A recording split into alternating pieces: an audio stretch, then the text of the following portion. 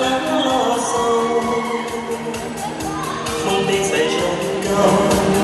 thì yêu tôi muốn chỉ từ xóa lên xua tu ua lên rong cao chỉ sự kia sẽ lên từ yêu cho tôi tình mong mua ý trong đủ say ý yên cho ta lo sợ giờ đây đâu lo say mong đường say đâu chua cho nó đi sẽ lấy thứ yêu tao mình mòn câu chua trao lưu trong chia sầu nó chia lìa mong say trong câu chua cha trong từ gió xua tu trong mênh mông ta đi sáng đơn của linh trong câu chuyện nhỏ lỡ say mênh mông bế vung tuôn say trong câu giờ yêu say câu lấy từ một người sinh ý lo cho chỉ chia nhau xa đi sâu mà đi trong tôi chỉ từ mong say trong câu thầu thế châu tan trong vừa lên thua tôi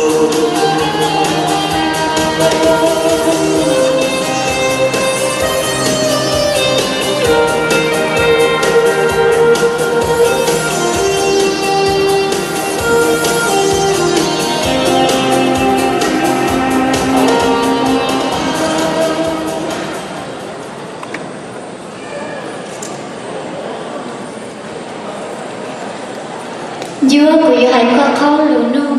lù mì cả ở cho mà thầy mong trong có ở lù như cái chuyện cái chia có của hai đứa trong gì là yên tàu đây lù nọ hay lù nọ. From your perspective, what qualities did the former General Van Pao possess for the Hmong people to adore him unconditionally? Now that he is no longer with us, who possesses such characteristic to lead and unite us? Once again, from your perspective, what qualities did the former General Van Pao possess for the Hmong people to adore him unconditionally? Now that he is no longer with us, who possesses such characteristic to lead and unite us?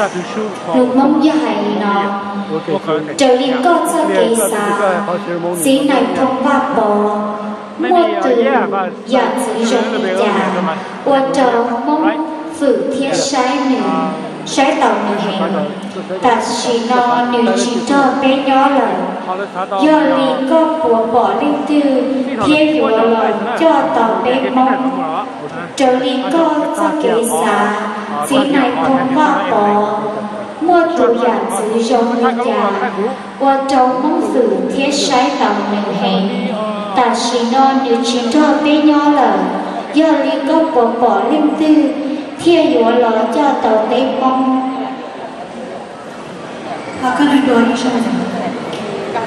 From your perspective, what qualities did the former General Van Pao possess for the Hmong people to adore him unconditionally? Now that he is no longer with us, who possesses such characteristics to lead and unite us? Trở lý có cho kế xa, chỉ này thông va bò, một tù dạng dữ rộng đi giả,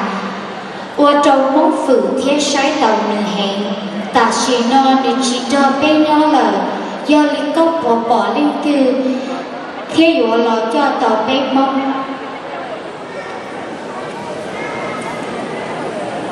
Qua trâu đã có lần nâng, bé chỉ lo này thông va bò, do ý tâm linh của nó cho kiểu bò số lọ hiểu, vì ý tâm linh lúc xếp tờ, thảo mì gà có nâng nữ, và nữ má mì gà tốt thơm. Nếu lúc xếp lo xếp đã, nếu xa có bé nữ mong, nó cho kiểu như phim thần hồn. bây chỉ lo này không bao bỏ giờ nên lâu thêm mong khi vào đi cả là cho nên cho chồng những tuần cho bên khi bên lúc chơi bên nhau với cả từ chỉ những nào bên hành mong là những tuần cho tại sao nó bây chỉ lo này không bao bỏ chúng ta bên nhau nữa cũng bảo tao hay để mấy thứ này thì chọn mình là với tôi bảo cho nó bên tôi đấy cái nhà mình nó đã hỏi đâu rồi cũng tông tông đi thả ở bên trong kia vì vậy tôi nên ở một nơi khác lo do cái bao số lớn lo thế nên rất luôn mình hãy nên mong qua chân